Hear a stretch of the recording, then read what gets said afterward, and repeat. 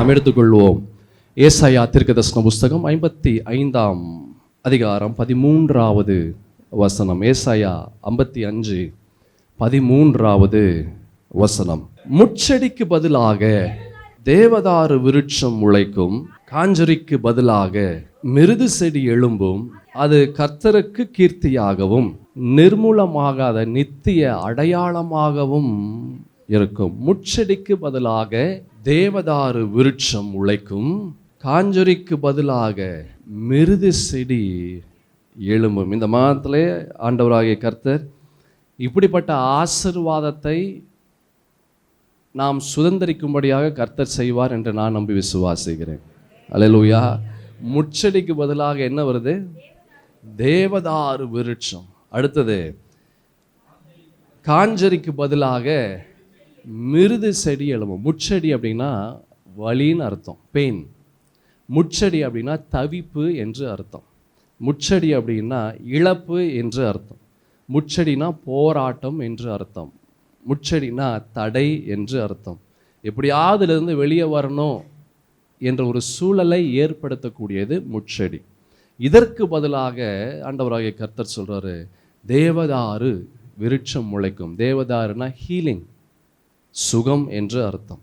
தேவதாரு அப்படின்னா சமாதானம் என்று அர்த்தம். தேவதாரு அப்படின்னா சந்தோஷம் என்று அர்த்தம்.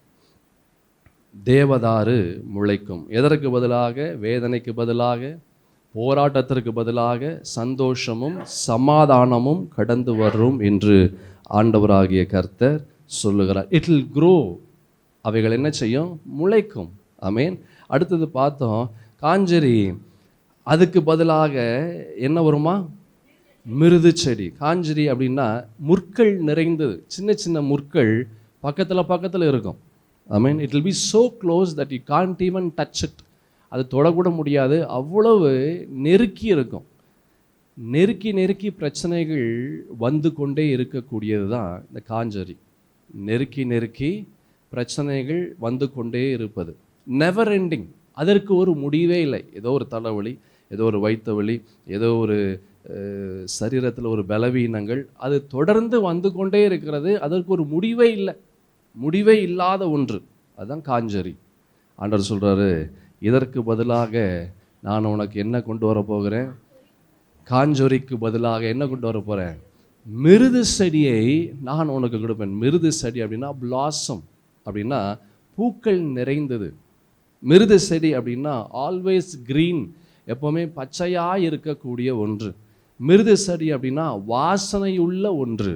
மிருது செடி அப்படின்னா it has a strong root system. அதாவது அதனுடைய வேறு எவ்வளவு உறுதியாக இருக்கும் என்றால், அதை அடியோடு வெட்டினாலும் திரும்பவும் அது துளிர்க்கக்கூடிய ஒன்று.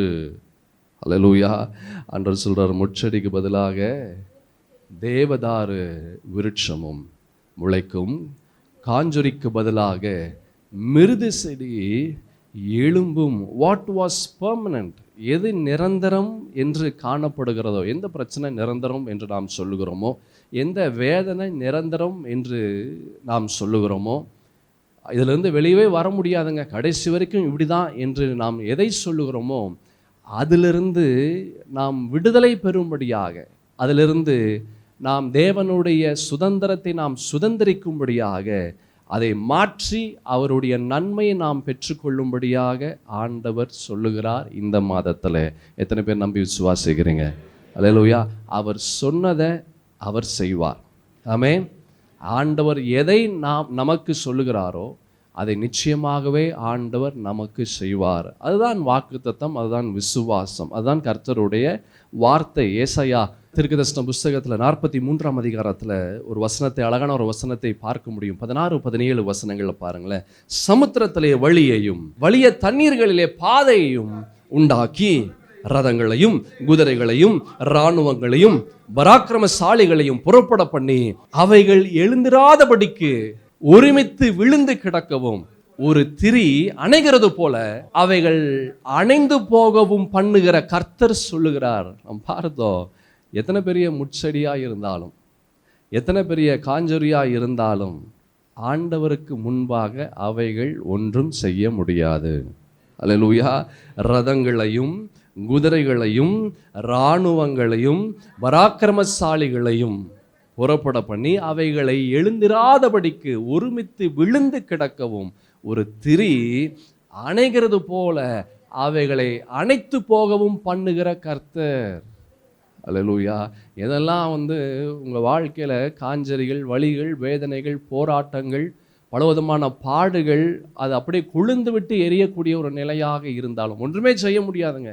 இது அவ்வளோ பெருசாக இருக்குது, இது அணைக்கவே முடியாது, இதுக்கு முன்பாக யாரும் ஒன்றுமே செய்ய முடியாது என்று எதை சொல்லுகிறோமோ ஆண்டவராகிய கர்த்தர் சொல்லுகிறார், ஒரு திரி அணைகிறது போல் அவைகளை அணைந்து போக நான் செய்வேன் என்று ஆண்டவராகிய கர்த்தர் சொல்லுகிறார். அல்லேலூயா. ஆண்டவர் சொன்னதை அவர் நிறைவேற்றுவார். ஆமென்.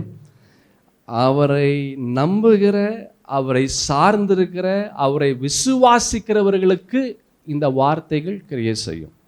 இந்த வார்த்தைகளை பிடித்து, இந்த வார்த்தை ஆண்டவர் எனக்கு கொடுத்தார், இந்த வார்த்தைகளை நான் எனக்குள்ளாக நான் வைத்து வைப்பேன், இந்த வார்த்தையின்படி என்னுடைய வாழ்க்கை கடந்து வரும் என்று அதை பிடித்து கொண்டு ஆண்டவரை சார்ந்திருக்கிறவர்களுக்கு இந்த வார்த்தையினுடைய வெளிப்பாட்டு நாவியானது அவர்களுக்கு உள்ளாக ஊற்றப்படுகிறது. ஆமென். 2 சாமுவேலில் 22ஆம் அதிகாரம் 31வது வசனத்தில் ஒரு வசனத்தை பார்க்கிறோம். தம்மை நம்புகிற அனைவருக்கும் அவர் எப்படி இருக்கிறாரு? அவர் கேடகமாக இருக்கிறார். அல்லேலூயா. இந்த மாதத்தில் என் தேவனுடைய கேடகம் உங்களை தாங்கி, உங்களை பலப்படுத்தி, உங்களை வழிநடத்தும். அவருடைய பரிசுத்தத்தின் வார்த்தையின் வெளிப்பாடு உங்களுக்குள்ளாக கிரியை செய்யும். அவர் சொல்கிறார், தேவதாரு விருட்சம் என்ன செய்யுமா? முளைக்கும். அப்படின்னா விடுதலை, சமாதானம், சந்தோஷம். ஆனால் எதிர்ப்புகள் பெருசாக இருக்கு. முச்செடி பயங்கரமாக இருக்கு. முச்செடினா என்ன சொன்ன? வலி, வேதனை, போராட்டம், பலவிதமான வேதனையான காரியங்கள், அது ரொம்ப பிரகாசமாக காணப்படும். ஆனால் சொல்றாரு, ஆண்டவர் சொல்லுகிறார், தேவதாரு விருட்சம் முளைக்கும். ஆமென். மிருது செடி அது வரும், வாசனையுள்ள மரம், பியூட்டிஃபுல் ஃப்ளார்ஸ், ஆச்சரியப்படுத்தக்கூடிய ஒரு நிலை, ஆச்சரியப்படுத்தக்கூடிய ஒரு நிலை. த லார்ட் வில் டூ இட். ஆண்டவர் சொன்னதை அவர் செய்து முடிக்கிற ஆண்டவராகிய கர்த்தர். ஆமென். சங்கீதத்தில் கூட ஒரு வசனம் இருக்கு, அழகான ஒரு சங்கீதத்தில் 126ஆம் சங்கீதம் 1-6 வசனங்களில் பார்க்கிறோம். சியோனின் சிறையிருப்பை கர்த்தர் திருப்பும் போது சொப்பனம் காண்கிறவர்களை போல இருந்தோம்.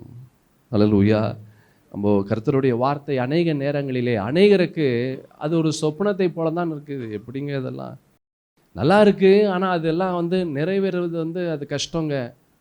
ஒரு சொப்பனத்தை போல இருக்குது. ஆமென்.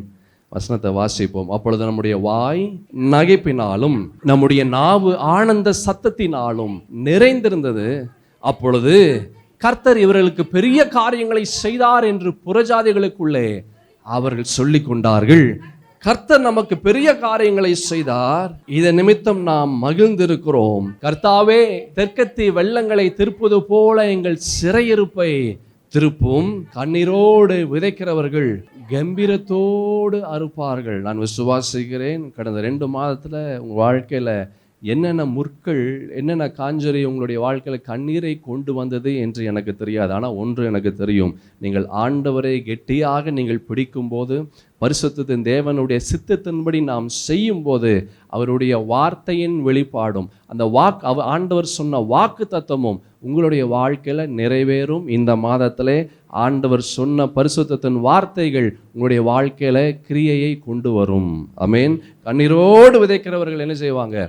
கம்பீரத்தோடு அறுப்பார்கள். அள்ளி தூவும் விதையை சுமக்கிறவன் அழுது கொண்டு போகிறான், ஆனாலும் தான் அறுத்த அரிகளை சுமந்து கொண்டு அவன் கம்பீரத்தோடு திரும்பி வரும். நீங்கள் கம்பீரத்தோடு இந்த மாதத்தின் ஒவ்வொரு நாளும் நீங்கள் சந்தோஷத்தோடு, விடுதலையோடு, சுகத்தோடு, பலத்தோடு, ஆரோக்கியத்தோடு நீங்கள் கடந்து வருவீர்கள் என்று நான் நம்பி விசுவாசிக்கிறேன். அல்லேலூயா.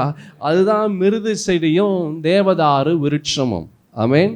அதனுடைய தன்மைகள் அதுதான். தேவதாரு விருட்சம் முளைக்கும், மிருது செடி எழும்பும் என்று நம்ம பார்க்கிறோம். அதுதான் வாசனை உள்ள மரம், பியூட்டிஃபுல் ஃப்ளவர்ஸ். அப்படின்னா ஆச்சரியப்படுத்தக்கூடிய ஒரு நிலை உங்களுடைய நிலையாக இருக்கும் இந்த மாதத்தில்.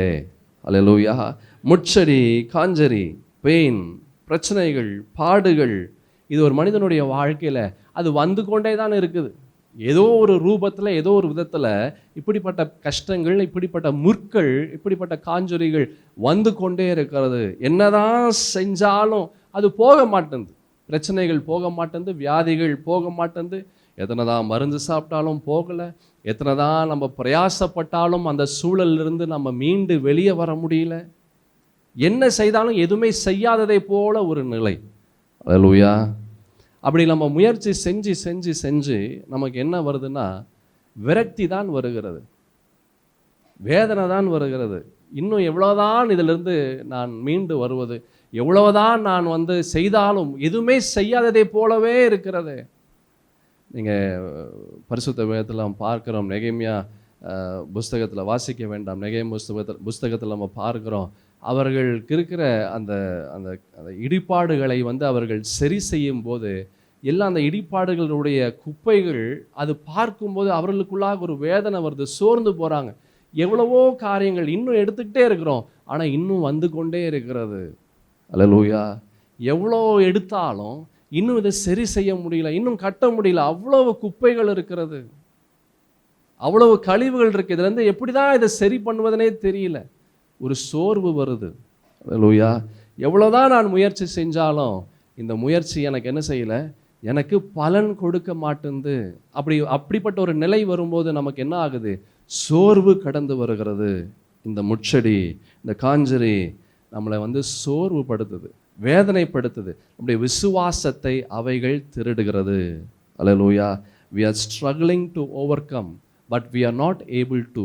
முயற்சி செய்கிறோம் ஆனால் அதிலிருந்து என்ன செய்ய முடியல, வெளியே வர முடியல. இனிமேல் கடைசி வரைக்கும் என்னுடைய வாழ்க்கை இப்படி தாங்க இருக்கும், அவ்வளோதான், இந்த வியாதியோடு தான் என் வாழ்க்கை முடியும் போல இருக்குது, இந்த பண கஷ்டத்தோடு தான் என் வாழ்க்கை முடியும் போல இருக்குது, இந்த பிரச்சனையோடு தான் என் வாழ்க்கை முடியும் போல இருக்குது, இதிலிருந்து என்னால் வெளியவே வர முடியாது போல என்று பலவிதமான முற்கள், பலவிதமான காஞ்சரி நம்மளை என்ன செய்யுது, நம்மளுக்கு வேதனைப்படுத்துது. நம்முடைய விசுவாசத்தை அது நெருக்கி அழித்து போடுகிறது. யோபன் புஸ்தகத்தில் ஒரு வசனத்தை பார்க்கலாம்.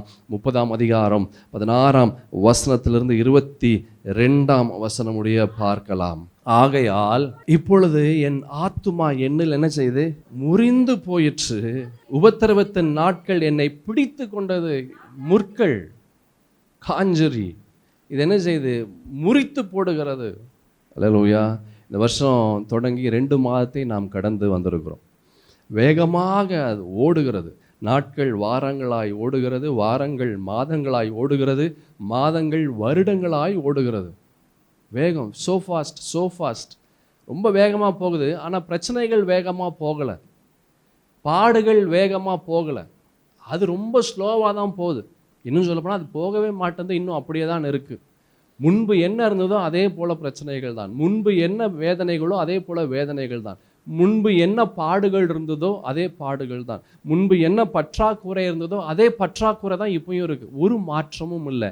நாட்கள் வேகமாக போகுது, கையில் இருக்கிற பணம் வேகமாக செலவழிந்து போகுது, ஆனால் பிரச்சனைகள் வேகமாக போகலை, அது மாத்திரம் அப்படியே இருக்குது. யோபன் புஸ்தகத்தில் பார்த்தோம், என் ஆத்துமா என்னில் எப்படி இருக்குது, முறிந்து போயிற்று. அநேகருடைய வாழ்க்கையில் இப்படி முறிந்து போயிருக்கக்கூடிய ஒரு நிலையில் ஒரு வேளை நீங்கள் இருக்கலாம். முறிஞ்சு போச்சு அப்படின்னு என்ன அர்த்தம், உடஞ்சிருச்சு. ஒரு செடியை நீங்கள் உடச்சிட்டிங்க, ஒரு மரத்தினுடைய கிளையை உடச்சி நம்ம கீழே போட்டுட்டோம். அப்போ திரும்ப அதை மேலே வச்சு ஒட்டினா சரியாக வருமா, வராது. உடஞ்சது தான், திரும்ப துளிர்க்காத ஒரு நிலை, கீழே விழுந்தது அது கீழே விழுந்தது. அநேகருடைய வாழ்க்கையில் இப்படி சமாதானம் முறிஞ்சி விழுந்த நிலையில் அநேகருடைய வாழ்க்கை காணப்படுகிறது. சந்தோஷம் முறிந்த நிலையில் அநேகருடைய வாழ்க்கை காணப்படுகிறது. சுகம், பலன், ஆரோக்கியம், விடுதலை, இப்படி அநேக நன்மைகள் முறிந்த நிலையில் காணப்படுகிறது. இந்த யோபின் புஸ்தகத்தில் பார்க்குறோம், அவர் சொல்கிறார், என் ஆத்துமா என்னில் என்னாச்சு, அது முறிந்து போயிற்று. அவ்வளவு முற்கள், அவ்வளவு வேதனைகள், அவ்வளவு பாடுகள், எழும்பி மேலே வர முடியாத அளவிற்கு பிரச்சனைகள் குத்தி கொண்டே இருக்கிறது. உபத்திரவத்தின் நாட்கள் என்ன செய்தது, என்னை பிடித்து கொண்டது. ராக்காலத்தில் என் எலும்புகள் துளைக்கப்பட்டு என் நரம்புகளுக்கு இளைப்பாறுதல் இல்லாது இருக்கிறது. என்ன மாதிரி ஒரு வார்த்தையை சொல்றாரு பாருங்களேன். அப்படின்னா எந்த அளவுக்கு ஒரு முள் அவருடைய வாழ்க்கையில் வேதனைப்படுத்தி கொண்டு இருக்கும். அந்த வசனத்தை பார்த்தீங்கன்னா, ரா காலத்தில் என் எலும்புகள் என்ன செய்யுது? துளைக்கப்பட்டு. அப்படின்னா என்னங்க அர்த்தம்? ஓட்டை போடுறது, செவுத்துல ஓட்டை போடுற போது எப்படி இருக்குமோ அது போல எலும்புகள் ஓட்டை உள்ள ஒரு நிலை. அப்படின்னா அந்த அளவுக்கு வலி, அந்த அளவுக்கு வேதனை, அந்த அளவுக்கு போராட்டம், எழுந்து ஒண்ணுமே செய்ய முடியாத ஒரு சூழல். அநேகருடைய வாழ்க்கையில எதுவுமே செய்ய முடியாத, எழுந்து செய்ய முடியாத ஒரு நிலை. பிரச்சனைகள், முற்கள், காஞ்சொரிகள் என்ன செய்யுது? படுக்கும்படியாக, உட்காரும்படியாக, செயல் இழக்கும்படியாக செய்கிறது. இங்கே யோபின் புஸ்தகத்தில் பார்க்கிறோம், அழகான ஒரு வார்த்தையை சொல்றாரு, என் எலும்புகள் துளைக்கப்பட்டு என் நரம்புகளுக்கு இளைப்பாறுதல் இல்லாது இருக்கிறது. நரம்பு என்ன செய்யுது? இளைப்பாறுதலே இல்லையாம். நோயின் உக்கிரத்தினால் என் உடுப்பு வேறுபட்டு போயிற்று, அது என் அங்கியின் கழுத்து பட்டையை போல் என்னை சுற்றி கொண்டது. எந்த அளவுக்கு வேதனை இருந்தா இந்த அளவுக்கு வார்த்தைகள் வரும் பாருங்க. அல்லேலூயா. அதுக்கப்புறம் பார்த்தீங்கன்னா, சேற்றிலே தள்ளப்பட்டேன், தூளுக்கும் சாம்பலுக்கும் ஒப்பானேன். அப்படின்னா என்ன அர்த்தம்னா, யாருக்குமே என்னால் ஒரு பயன் இல்லை, வேஸ்ட். யாருக்குமே என்னால் என்ன இல்லை? ஒரு பயன் இல்லை. I'm good for nothing. ஒரு பைசாக்கு லாய்க்கில்லாத ஒரு நிலை. தூளுக்கும் சாம்பலுக்கும் ஒப்பானேன், சேற்றிலே தள்ளப்பட்டேன். திரும்பி என்னால் எழுந்து வர முடியல, மாட்டிக்கொண்டேன். சேற்றில் என்ன செஞ்சேன்? நான் மாற்றிக்கொண்டேன். என்னால் வெளியே வர முடியல. உம்மை நோக்கி கூப்பிடுகிறேன், நீர் எனக்கு என்ன செஞ்சீங்க? மறு உத்தரவு கொடாது இருக்கிறீர். கெஞ்சி நிற்கிறேன், என்மேல் பாராமுகமாக இருக்கிறீர். ஒன்றுமே செய்ய முடியல. உண்மையும் நான் உதவிக்காக கேட்ட ஆண்டவரே, நீங்களும் எனக்கு உதவி செய்யல. எப்படிப்பட்ட ஒரு நிலை பாருங்க. அல்லேலூயா. அநேகருடைய வாழ்க்கை இப்படிப்பட்ட ஒரு நிலையை அவர்கள் அடைந்திருக்கலாம். பலவிதமான முற்கள் அவருடைய வாழ்க்கையில் அவர்களை சுற்றி கொண்டு இருக்கலாம். எந்த சைடும் பார்க்க முடியல, முன்னாடியும் போக முடியல, பின்னாடியும் போக முடியல, எதுவுமே செய்ய முடியாத ஒரு நிலை. எது செய்தாலும் நம்மளை குத்தும், எது செய்தாலும் நம்மை வேதனைப்படுத்தும், எது செஞ்சாலும் நம்மளுடைய சந்தோஷத்தை இழக்கக்கூடிய ஒரு நிலை.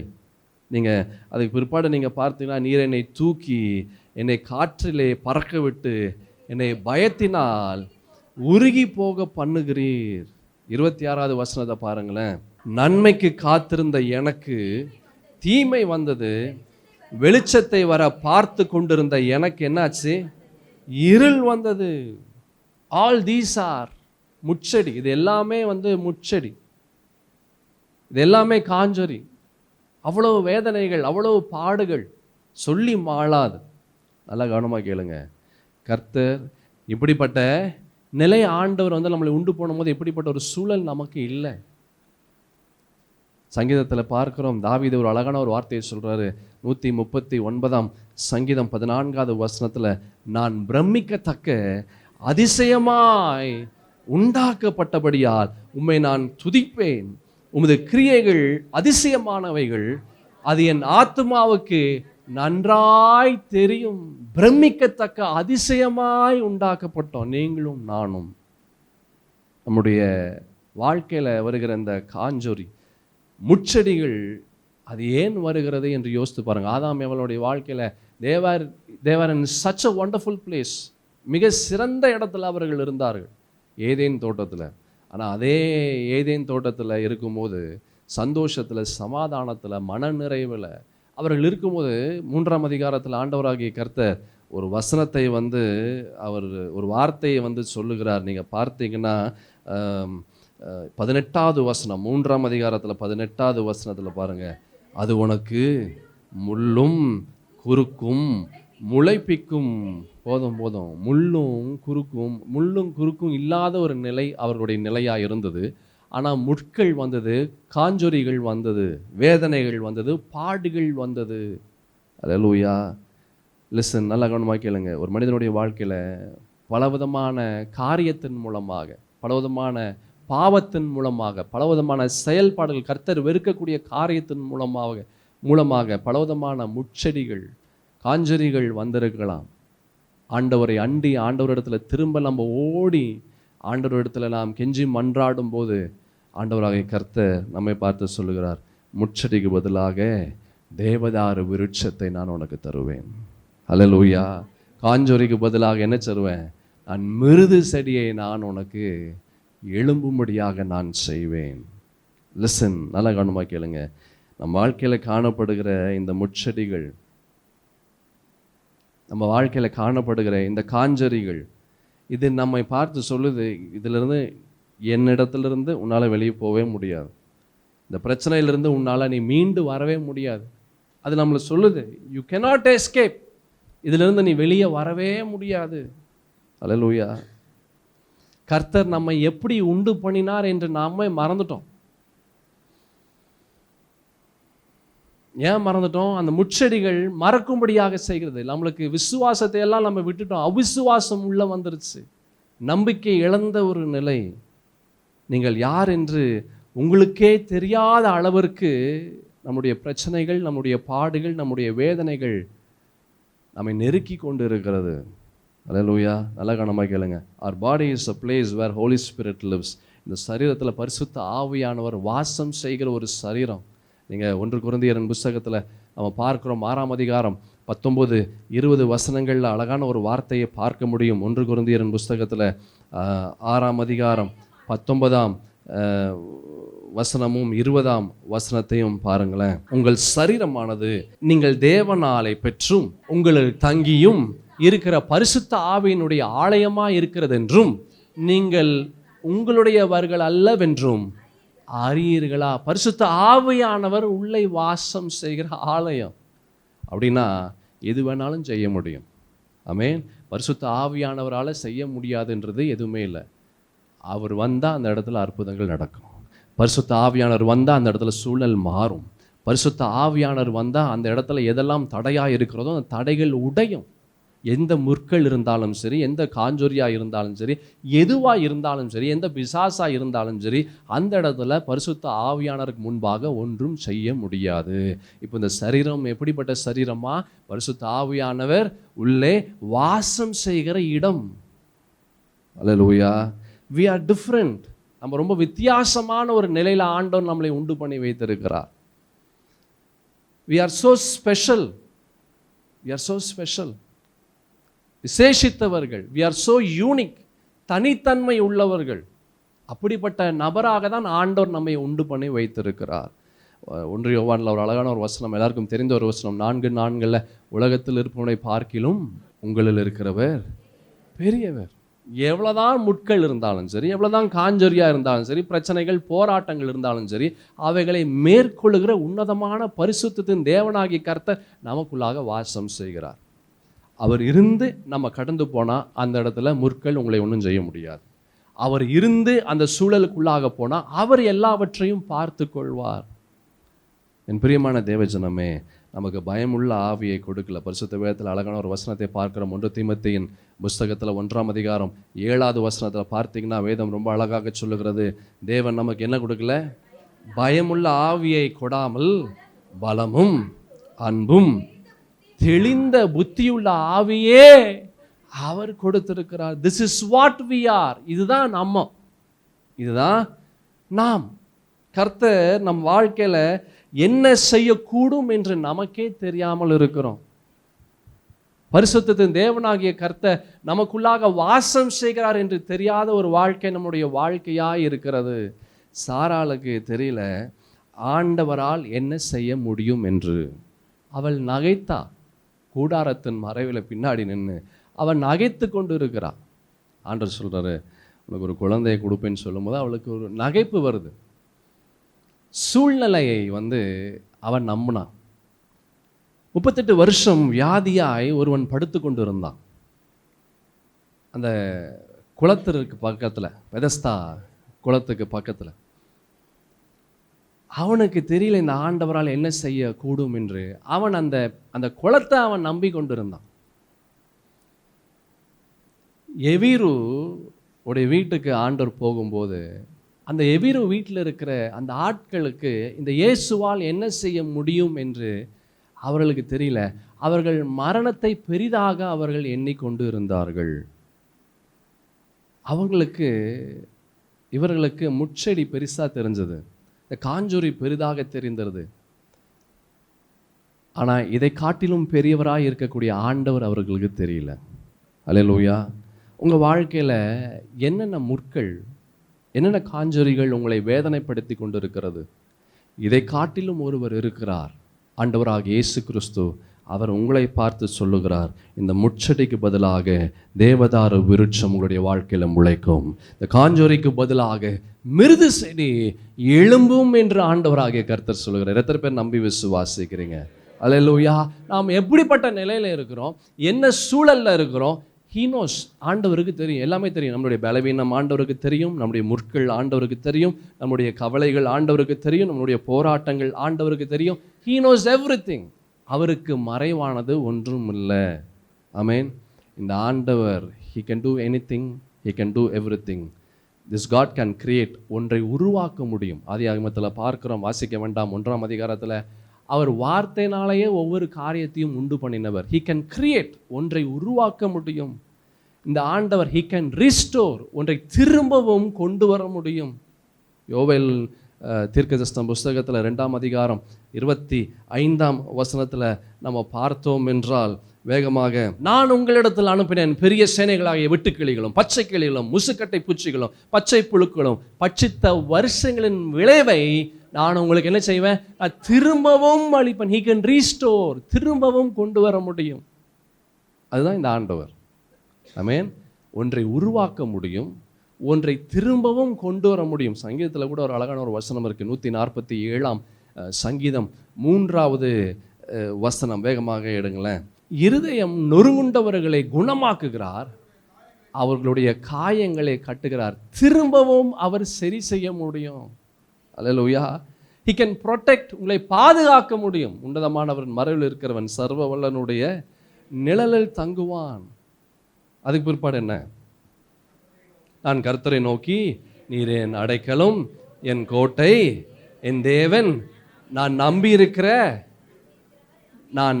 நம்பியிருக்கிறவர் என்று சொல்லுவேன். he can protect, he can create. ஒன்றை உருவாக்க முடியும். he can restore. ஒன்றை திரும்பவும் கொண்டு வர முடியும். he can protect. உங்களை பாதுகாக்க முடியும். he can guide. உங்களை வழிநடத்த முடியும். நீதிமொழிகளின் புஸ்தகம் 3ஆம் அதிகாரம் 5-6, உன் சுய புத்தியின் மேல் சாயாமல் உன் முழு இதயத்தோடும் கர்த்தரில் நம்பிக்கையாயிருந்து உன் வழிகளெல்லாம் அவரை நினைத்துக்கொள், அப்பொழுது அவர் உன் பாதைகளை என்ன செய்வாரு, செவைப்படுத்துவார். இந்த மாதத்தின் ஒவ்வொரு நாளும் 31 நாட்கள் இருக்கு. இந்த 31 நாட்களும் உங்களுடைய பாதைகளை கர்த்தரால் செவைப்படுத்த முடியும். he knows what to do, he knows where to take you. உங்களை எங்கே கொண்டு போகணும்னு அவருக்கு தெரியும். எந்த இடத்துல போனால் பிரச்சனைகள், அந்த இடத்துல ஆண்டவர் உங்களை கொண்டு போகாதபடி விலக்கி கொண்டு போவார். எந்த இடத்துல போனால் உங்களுக்கு சந்தோஷம், சமாதானம், எந்த இடத்துல போனால் உங்களுக்கு ஆசீர்வாதம், he knows everything. அவருக்கு மறைவானது ஒன்றும் இல்லை. he will guide you, he will guide you. அடுத்தது, he gives victory over evil. எல்லா விதமான பிரச்சனைகள், போராட்டங்கள், பாடுகள், பிசாசுகளிலிருந்து ஆண்டவர் வெற்றியை கொடுக்க முடியும். லூக்கா எழுதின சுவிசேஷத்தில் வாசிக்க வேண்டாம், பார்க்கிறோம் ஆண்டவராகிய 4ஆம் அதிகாரத்தில் அவர் எப்படிப்பட்ட வெற்றியை அவர் கொண்டு வந்தார் என்று பார்க்கிறோம். கொலோசியர் 2:15 வாசிக்கலாம். கொலோசியருக்கு எழுதின நிருபம், அப்போஸ்தலனாகிய பவுல் கொலோசி பட்டணத்துக்கு எழுதின அந்த நிருபத்தில் அழகான ஒரு வார்த்தையை பார்க்க முடியும். 2ஆம் அதிகாரம் 15வது வசனத்தில், துரைத்தனங்களையும் அதிகாரங்களையும் உரிந்து கொண்டு வெளியரங்கமான கோலமாக்கி அவைகளின் மேல் சிலுவையிலே வெற்றி சிறந்தார். he can give you victory. உங்களுக்கு ஜெயத்தை கொடுக்க முடியும். இந்த ஆண்டவர் he can create. ஒன்றை உருவாக்க முடியும். அடுத்தது, he can restore. திரும்பவும் உங்களுடைய வாழ்க்கையில் ஒன்றை கொண்டு வர முடியும். he can protect. உங்களை பாதுகாக்க முடியும். he can guide. உங்களை வழிநடத்த முடியும். he can give victory over evil. எல்லா விதமான துரைத்தனத்திலிருந்து, எல்லா விதமான பிசாசின் காரியத்திலிருந்து உங்களுக்கு வெற்றியை கொடுக்க முடியும். இன்னும் அதிகமாகவும் அவரால் செய்ய முடியும். அல்லேலூயா. he knows everything. நம்முடைய பலவீனங்கள், நம்முடைய வியாதிகள், நம்முடைய வேதனைகள், நம்முடைய பாடுகள், நம்முடைய இயலாமை, இது எல்லாமே ஆண்டவருக்கு தெரியும். மத்தேயு எழுதின சுவிசேஷத்தில் ஒரு அழகான ஒரு வசனம் இருக்குது. 10ஆம் அதிகாரம் 30வது வசனத்தில், உங்களுடைய தலையில் உள்ள மயிரெல்லாம் அவருக்கு எண்ணப்பட்டு இருக்கிறது. everything is counted. எல்லாமே அவருக்கு தெரியும். எல்லாமே அவருக்கு தெரியும். nothing in our life is surprise to him. உங்கள் வாழ்க்கையில் நடக்கக்கூடிய விஷயம் அது ஆச்சரியமான விஷயம் ஆண்டவருக்கு இல்லை. நமக்கு ஆச்சரியமாக இருக்கும். ஒவ்வொரு காரியமும் ஆச்சரியமாக தான் இருக்கும். ஒவ்வொரு விஷயமும் நடக்கக்கூடிய விஷயங்கள் அது ஆச்சரியமாக இருக்கும். ஆனால் ஆண்டவருக்கு அது ஆச்சரியம் அல்ல. He knows everything. அல்லேலூயா. எரேமியா தீர்க்கதரிசி ஒரு அழகான ஒரு காரியத்தை சொல்றாரு. 12ஆம் அதிகாரம் 3வது வசனத்துல, நீர் என்னை அறிந்திருக்கிறீர். என்ன அழகா இருக்கு பாருங்க. நீர் என்னை அறிந்திருக்கிறீர். ஆண்டவரே, நீர் என்னை காண்கிறீர். என் இருதயமும் உமக்கு முன்பாக எப்படிப்பட்டது என்று சோதித்து அறிகிறீர். என்ன மாதிரி சொல்றாரு பாருங்க. நீர் என்னை அறிந்திருக்கிறீர், நீர் என்னை காண்கிறீர், என்னுடைய இருதயம் எப்படி இருக்குதுன்னு சொல்லி என்ன பண்ணியிருக்கிறீங்க, நீங்க சோதித்து அறிந்திருக்கிறீர். அடிக்கப்படும் ஆடுகளைப் போல அவர்களை பிடுங்கி போட்டு கொலை நாளுக்கு அவர்களை நியமியும். He knows everything. நம்முடைய பிரச்சனைகள் தெரியும், நம்முடைய போராட்டங்கள் தெரியும், எல்லாமே அவருக்கு தெரியும். 1 யோவான் 3ஆம் அதிகாரம் 20வது வசனத்துல பார்த்தீங்கன்னா ஒரு அழகான ஒரு காரியத்தை பார்க்க முடியும். தேவன் நம்முடைய இருதயத்திலும் பெரியவராய் இருந்து சகலத்தையும் அறிந்திருக்கிறாராம். ஆனா நம்மால எதுவுமே பார்க்க முடியல. நாம் பார்க்கக்கூடிய ஒரு விஷயம் என்ன அப்படின்னா, முற்கள் பார்க்கிறோம், காஞ்சொரிகள் பார்க்கிறோம், கஷ்டங்கள் பார்க்கிறோம், வேதனைகள் பார்க்கிறோம், இதுதான் பார்க்கிறோம். ஆனால் ஆண்டவர் நம்முடைய வாழ்க்கையில் வைத்த பலனை பார்க்க முடியல. ஆண்டவர் நம்முடைய வாழ்க்கையில் வைத்த ஆசீர்வாதத்தை பார்க்க முடியல. ஆண்டவர் நம்முடைய வாழ்க்கையில் வைத்த வழி வாசல்களை பார்க்க முடியல. ஆண்டவர் நமக்கு கொடுத்த வார்த்தைகள் பார்க்க முடியல, வாக்கு தத்தங்களை பார்க்க முடியல. ஆனால் முச்செடி மாத்திரம் நமக்கு தெரிகிறது. அல்லேலூயா. லிசன், இந்த மாதத்தில் உங்களுக்கே தெரியாத உங்களை இந்த மாதத்தில் நீங்கள் பார்க்க முடியாத கர்த்தர் செய்வார். சொல்கிறது உங்களுக்கு புரியுதா? உங்களுக்கே தெரியாத உங்களை நீங்க பார்க்கும்படியாக ஆண்டவர் செய்வார். எத்தனை பேர் நம்பி விசுவாசிக்கிறீங்க? ஆமென். உங்களுக்குள்ளாக ஆண்டவர் வைத்ததை இந்த மாதத்துல நீங்க பார்ப்பீங்க. தேவனுடைய பரிசுத்தத்தின் ஆவியானது உங்களுக்குள்ளாக வைத்ததை நீங்க பார்ப்பீங்க. என் தேவனாகிய கர்த்தர் உங்களுக்கு ஏற்கனவே வைத்த விடுதலையை இந்த மாதத்துல நீங்கள் பார்க்க இருக்கிறீங்க. என் தேவனாகிய கர்த்தர் உங்களுடைய வாழ்க்கையில வைத்த ஆசீர்வாதத்தை இந்த மாதத்துல நீங்க பார்க்க இருக்கிறீங்க என்று நான் நம்பி விசுவாசிக்கிறேன். நீங்க விசுவாசிக்கிறீங்களா? நீதிமொழிகளின் புஸ்தகத்துல 28ஆம் அதிகாரம் 1வது வசனத்துல அழகான ஒரு வார்த்தை இருக்கிறது. நீதிமான்களோ எப்படி இருப்பாங்களா? அவங்க சிங்கத்தை போல அவர்கள் தைரியமா இருப்பார்கள். What is been kept inside you, you will see this month. உங்களுக்குள்ளாக ஆண்டவர் எதை வைத்தாரோ அதை இந்த மாதத்துல நீங்க பார்ப்பீர்கள். அல்லேலூயா. உங்களையே நீங்க பார்ப்பீங்க. அது ஆச்சரியமாக இருக்கும் உங்களுக்கே. ஆமென். Something which you haven't seen. இது வரைக்கும் பார்த்திராத உங்களை இந்த மாதத்தில் நீங்கள் பார்க்க போகிறீங்க. நீங்கள் சொல்லுவீங்க, இது நானா இது என்று நீங்களே ஆச்சரியப்படுவீங்க. அல்லேலூயா. இது வரைக்கும் நம்ம தைரியம் இல்லாத ஒரு நிலையில் இருக்கலாம், விடுதலை இல்லாத ஒரு நிலையில் இருக்கலாம், ஆசீர்வாதம் இல்லாத ஒரு நிலையில் இருக்கலாம், பலவிதமான கேள்விகளோடு இருக்கலாம். இந்த மாதத்தில் you will see something different. ஒரு வித்தியாசத்தை உங்களிலே நீங்கள் பார்ப்பீர்கள். எஸ்தரின் புஸ்தகத்தில் 4ஆம் அதிகாரத்தில் 11வது வசனத்தில் பார்க்கும்போது எஸ்தர் ராணி வேதனையோடு பயத்தோடு நடுக்கத்தோடு இருக்கக்கூடிய ஒரு நிலையை பார்க்க முடியும். வாசிப்போம். யாராவது அவங்க சொல்கிறாங்க, நான் ராஜாவின் இடத்துல போக முடியாது, ராஜாவின் இடத்துல அவருடைய அழைப்பின்றி நான் போனேன்னா ராஜா என்ன செஞ்சிருவாங்க, அவங்க கொன்று விடுவார்கள். அப்படி போக முடியாது, ராஜாவினுடைய உத்தரவு இல்லாமல் போகவே முடியாது.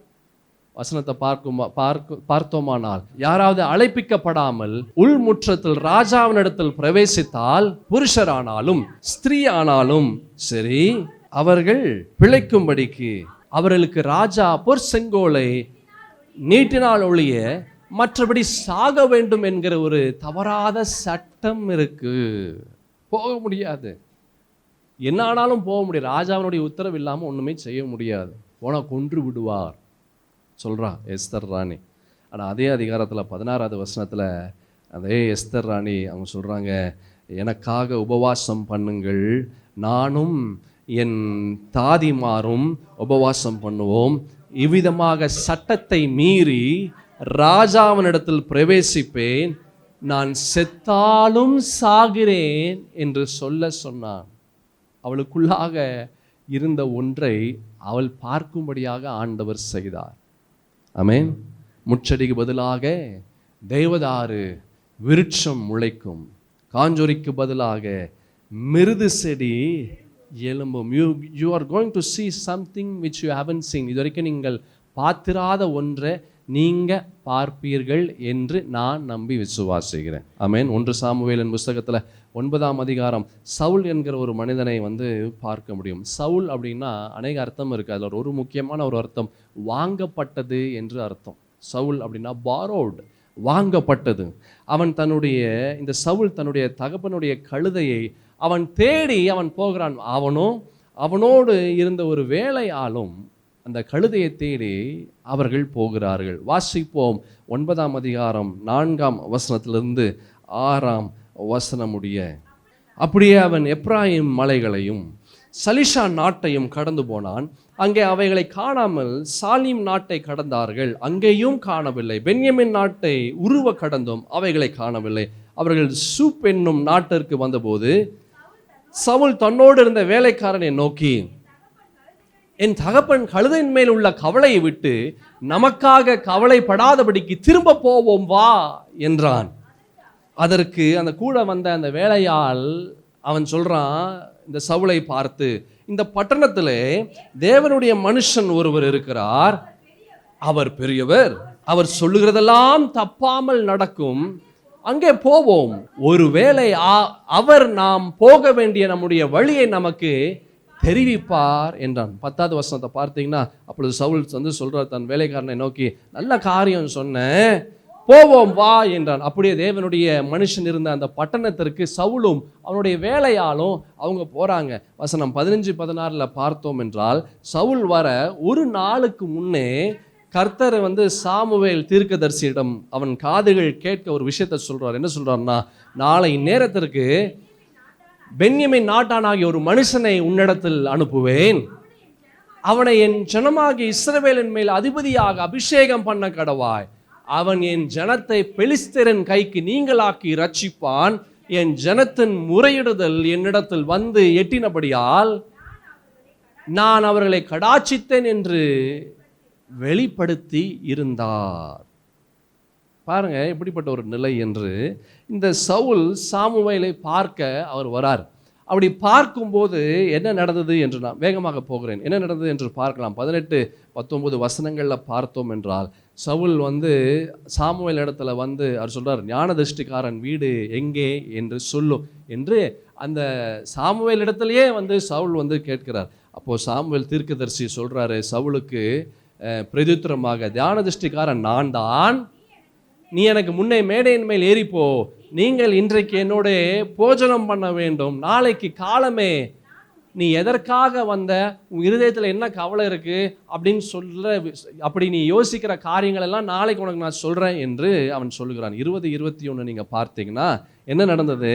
உடனே தீர்க்கதரிசி சாமுவேல் அவர் சொல்றாரு, என்ன சொல்றாருன்னா, 3 நாளைக்கு முன்னே காணாமற் போன கழுதையை பற்றி நீ யோசித்து கொண்டு இருக்கிற, நீ கவலைப்பட்டு கொண்டு இருக்கிற, நீ அதை பத்தி நீ என்ன செய்யாத, நீ கவலைப்படாத, அவைகள் என்ன செஞ்சது, அகப்பட்டது, அவளை பார்த்துட்டாங்க.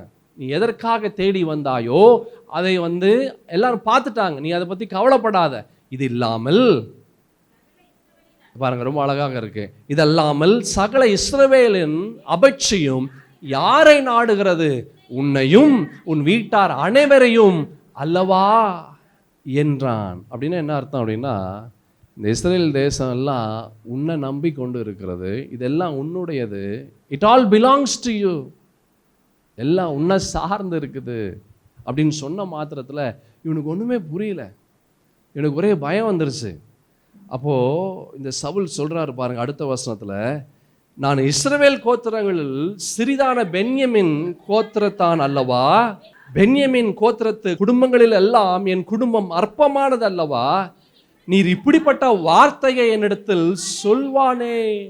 ஐயோ, நீங்கள் என்ன எவ்வளோ பெரிய வார்த்தையை சொல்கிறீங்க, இந்த இஸ்ரவேல் ஜனங்களெல்லாம் என்ன நம்பி இருக்கிறாங்கன்னு எப்படி சொல்கிறீங்க, இதெல்லாம் எனக்குரியது என்று எப்படி சொல்கிறீங்க, இது எப்படி, இது நான் அந்த அளவுக்கு எனக்கு தகுதி இல்லையே, இதற்கு நான் ஆயத்தமாக இல்லையா, I am not trained for this, இதற்காக நான் தயார் நிலையில் உள்ள ஒரு நபர் அல்லவே, இதற்குரிய பயிற்சி எனக்கு இல்லையே இவர்களை வழி நடத்த, இது எப்படி நீங்கள் இப்படி சொல்கிறீங்க, நீங்கள் கழுதையை பற்றி சொன்னது கரெக்டு தான், ஆனால் நீங்கள் என்னை பற்றி சொன்னது தப்பு. அல்லேலூயா. கழுதையை பற்றி சொன்னது அது கரெக்டு, ஆனால் என்னை பற்றி சொன்னது தப்பு. ஏன், எனக்கு அந்த அளவுக்கு திறமை இல்லை, எனக்கு அந்த அளவுக்கு தைரியம் இல்லை, எனக்கு அந்த அளவுக்கு ஞானம் இல்லை, எனக்கு அந்த அளவுக்கு புத்தி இல்லை, இது என்னால் செய்ய முடியாது. நீங்கள் தப்பாக சொல்கிறீங்க, என்னை பற்றி நீங்கள் தப்பாக சொல்கிறீங்க, it will not happen, this is impossible, இது நடக்காத ஒன்று. இதுதான் எரேமியா தீர்க்கதரிசி அவர் சொல்கிறாரு 1ஆம் அதிகாரத்தில் பார்த்தீங்கன்னா 4ஆம் வசனத்திலிருந்து 12ஆம் வசனம் முடிய வேகமாக நாம் பார்க்கலாம். கர்த்தருடைய வார்த்தை எனக்கு உண்டாகி அவர், நான் உன்னை தாயின் வயிற்றில் உருவாகும் முன்னே உன்னை அறிந்தேன், நீ கர்ப்பத்திலிருந்து வெளிப்படும் முன்னே நான் உன்னை பரிசுத்தம் பண்ணி உன்னை ஜாதிகளுக்கு தீர்க்கதரிசியாக கட்டளையிட்டேன் என்று சொன்னார். அப்பொழுது நான் என்றது தீர்க்கதரிசி எரேமியா சொல்றார். அப்பொழுது நான், கர்த்தராகிய ஆண்டவரே, இதோ நான் பேச அறியேன், சிறு பிள்ளையா இருக்கிறேன் என்றேன். ஆனாலும் கர்த்தர், நான் சிறு பிள்ளை என்று நீ சொல்லாதே, நான் உன்னை அனுப்புகிற எல்லாரிடத்திலும் நீ போய் நான் உனக்கு கட்டளையிடுகிறவைகளை எல்லாம் நீ பேசுவாயாக, நீ அவர்களுக்கு பயப்பட வேண்டாம், உன்னை காக்கும்படி நான் உன்னுடனே இருக்கிறேன் என்று கர்த்தர் சொல்லி, கர்த்தர் தமது கரத்தை நீட்டி என் வாயை தொட்டு, இதோ என் வார்த்தைகளின் வாயிலே அது வைக்கிறேன். அல்லேலூயா. இதான் நம்ம முன்னாடி பார்த்தோம். This god can create. இந்த ஆண்டவரால் உருவாக்க முடியும், இந்த ஆண்டவரால் திரும்ப ஒன்றை கொண்டு வர முடியும், இந்த ஆண்டவரால் பாதுகாக்க முடியும், வழிநடத்த முடியும், இந்த ஆண்டவர் வெற்றி சிறக்க முடியும். இதான் நம்ம பார்த்தோம் முன்னாடி. அல்லேலூயா. ஆண்டவர் உங்களை பார்த்து சொல்றார், முச்செடிக்கு பதிலாக தேவதாரு விருட்சம் முளைக்கும், காஞ்சொரிக்கு பதிலாக மிருது செடி எழும்பும். இந்த 3ஆம் மாதத்தில் ஆண்டவர் உங்களை பார்த்து சொல்லுகிறார், உங்களுடைய வாழ்க்கையில் காணப்படுகிற முச்செடிக்கு பதிலாக தேவதாரு விருட்சம் அது முளைக்கும். அல்லேலூயா. It will grow. காஞ்சொரிக்கு பதிலாக மிருது செடி அது எழும்பும். You don't have to worry. நீங்கள் பயப்படணும்னு அவசியம் இல்லை. அவர் உங்களை தாங்கி பலப்படுத்தி வழி நடத்துவார். நீங்கள் பயப்படாமலும், 2 நாளாகமத்தில் அழகான ஒரு வசனம் இருக்குது, 20ஆம் அதிகாரம் 17ஆவது வசனத்தில், நீங்கள் பயப்படாமலும் கலங்காமலும் இருங்கள், நாளைக்கு அவர்களுக்கு எதிராக புறப்படுங்கள், கர்த்தர் உங்களோடே இருக்கிறார். கர்த்தர் உங்களை பார்த்து சொல்கிறாரு, உங்கள் வாழ்க்கையில் இருக்கிற அந்த முச்செடி காஞ்சொரிக்கு நீ பயப்படாத, கலங்காத, நான் உங்களோட என்ன செய்கிறேன், நான் இருக்கிறேன். அல்லேலூயா. அதே ஏசாயா 12:2 கூட ஒரு வசனத்தை பார்க்க முடியும். இதோ தேவனே என் ரட்சிப்பு, நான் பயப்படாமல் என்ன செய்கிறேன், நான் நம்பிக்கையாக இருப்பேன். கர்த்தராகிய யெகோவா என் பலனும் என் கீதமுமானவர், அவரே என் ரட்சிப்புமானவர். He will make things happen which you haven't seen before. இதுவரைக்கும் நீங்கள் பார்த்திராததை ஆண்டவர் உங்களுடைய வாழ்க்கையில் அவர் செய்வார். ஆமென். சாமுவேல் தீர்க்கதரிசி இந்த சவுலை பார்த்து அவர் சொல்றாரு, இஸ்ரவேலின் அபட்சையும் யாரை நாடுகிறது, உன்னையும் உன் வீட்டார் அனைவரையும் அல்லவா. சவுல்னால நம்ப முடியல. ஏன்? அவனுடைய நிலையை பார்த்து சவுல் பேசி கொண்டு இருந்தார். இதை முடியாது, முடியாது. ஆனால் சவுலுக்கு தெரியல, அவனுக்குள்ளாக ஆண்டவர் ஒன்று வைத்திருந்தார் என்று அவனுக்கு தெரியல. அல்லேலூயா. அவனுக்கு தெரிஞ்சதெல்லாம் அவனை சுற்றி இருக்கிற முட்கள் தான் தெரிஞ்சது. இயலாமை, பற்றாக்குறை, அந்த அளவுக்கு அறிவு இல்லை, அந்த அளவுக்கு ஞானம் இல்லை, அந்த அளவுக்கு வசதிகள் கிடையாது. இந்த முட்கள் தான், இந்த காஞ்சொரிகள் தான் அவனை சுற்றி இருக்கிறது. இதுதான் தெரியுது அவன் கண்ணுக்கு. ஆண்டவர் ஏற்கனவே ஒன்று அவனுக்குள்ளாக வைத்தது அவனுக்கு தெரியல. There was something great God has already kept inside you. உங்களுக்கே தெரியாத ஒன்றை ஏற்கனவே ஆண்டவர் உங்களுக்குள்ளாக வைத்திருக்கிறார். நோவானுடைய வாழ்க்கையில் அவருக்கு கப்பலை கட்டுறதுக்கு ஒரு விஷயமும் தெரியாது. ஆனால் பெரிய ஒரு கப்பலை உருவாக்கினார். எல்லா மிருகங்களும் போய் பெரிய ஒரு வெள்ளத்தில் அந்த கப்பல் உடையாதபடி, சிக்காதபடி, மாட்டிக்கொள்ளாதபடி அது பயணம் செய்யக்கூடிய ஒரு மிக சிறந்த ஒன்றை, டைட்டானிக் கப்பலே கீழே விழுந்துருச்சு. அல்லேலூயா. ஆனால் இவன் பண்ணது கீழே விழல, அது அரராத்து மலை மேலே அப்படியே நின்று கொண்டு இருக்கிறது. அவனுக்கே தெரியாது ஒன்றை உருவாக்க முடியும் என்று, ஆனால் அவனுக்குள்ளாக அதை வைத்தார். தாவீதுக்கு தெரியவே தெரியாது அப்பேற்பட்ட கோலியாத்தை அவனால் வீழ்த்த முடியும் என்று. அப்படிப்பட்ட பலமும் அப்படிப்பட்ட கிருபைகளும் அவனுக்குள்ளாக இருந்தது, அவனுக்கே தெரியல. தானியேலுக்குள்ளாக இருந்த தேவனுடைய பரிசுத்தத்தின் ஆவியானது அவனுக்கே தெரியல. அந்த ராஜா கேட்குறான், I heard that you have an excellent spirit. தேவர்களுடைய ஆவி உனக்குள்ளாக இருக்கிறது என்று நான் அறிந்தேன். தானியேலுக்கே தெரியல அவனுக்குள்ளாக என்ன இருக்கிறது என்று, மற்றவர்களுக்கு தெரிந்தது. அல்லேலூயா. நிறைய காரியங்கள் சொல்ல, மோசேனுடைய வாழ்க்கையில், சிம்சோனுடைய வாழ்க்கையில், அப்போஸ்தலனாகிய பவுலினுடைய வாழ்க்கையில், பேதுருனுடைய வாழ்க்கையில், யோவானுடைய வாழ்க்கையில், இப்படி சொல்லிக்கொண்டே இருக்கலாம். there was something inside them. listen, நல்ல கவனமாக கேளு. there is something inside you God has already kept into you. உங்கள் வாழ்க்கையில் ஏற்கனவே ஒன்றை கர்த்தர் வைத்திருக்கிறார். அதை இந்த மாதத்தில் நீங்கள் பார்ப்பீர்கள் என்று நான் நம்பி விசுவாசிக்கிறேன். ஹல்லேலூயா. இப்போ வேண்டுமானாலும் முச்செடியாக இருக்கலாம், இப்போ வேணாலும் காஞ்சோரியாக இருக்கலாம், அவ்வளோ பிரச்சனைகள், அவ்வளோ பாடுகள். ஆனால் அதை தாண்டி ஒரு விஷயத்தை என் தேவனாகிய கர்த்தர் உங்களுடைய வாழ்க்கையில் நீங்கள் பார்க்கும்படியாக, நீங்கள் சுதந்திரிக்கும்படியாக, நீங்கள் பெற்றுக்கொள்ளும்படியாக ஆண்டவராகிய கர்த்தர் அவர் இந்த மாதத்தில் உங்கள் வாழ்க்கையில் அவர் செய்வார் என்று நான் நம்பி விசுவாசிக்கிறேன். எத்தனை பேர் நம்பி விசுவாசிக்கிறீங்க? முச்செடிக்கு பதிலாக தேவதாரு விருட்சம் முளைக்கும், காஞ்சோரிக்கு பதிலாக மிருது செடி எழும்பும்.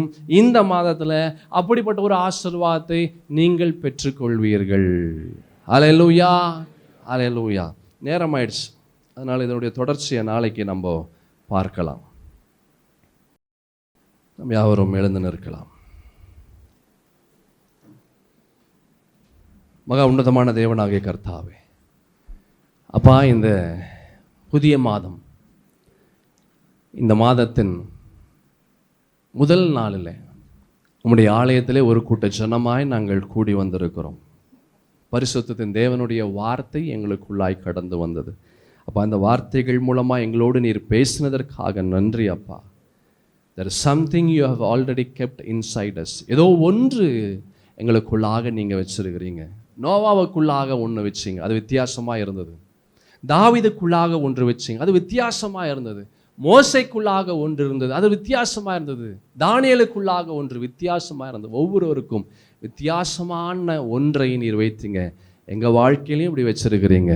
என் தேவனாகிய கர்த்தாவே, அப்பா, இந்த நாளிலே நீர் பேசின ஒவ்வொரு வார்த்தைகளும் எங்களுக்குள்ளாய் கடந்து வந்த இந்த வார்த்தைகள் எல்லாம் எங்களுடைய இருதயத்திற்குள்ளாக நாங்கள் வைக்கிறோம்.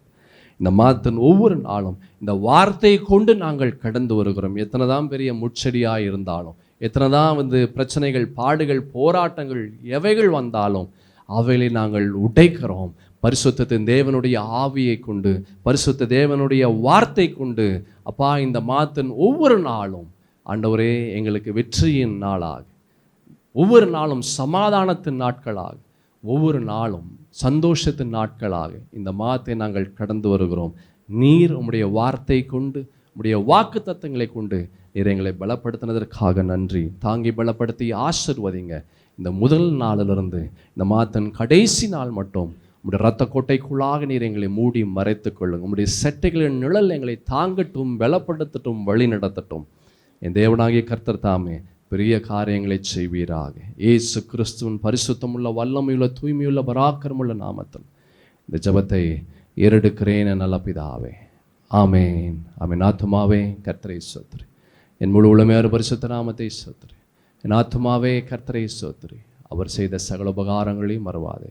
ஆமீன். நம் ஆண்டவராக இயேசு கிறிஸ்துவின் கிருபையும், பிதாவாகிய தேவனுடைய அன்பும், பரிசுத்த ஆவியின் ஐக்கியமும், சமாதானமும், சந்தோஷமும், வழிநடத்துதலும் நம்மளை இவரோடும் இன்றும் என்றும் சதா காலமும் இயேசுவே நம்முடைய வருகை பரியந்தம் இருந்து தாங்கி பலப்படுத்தி வழி நடத்துவதாக. ஆமேன்.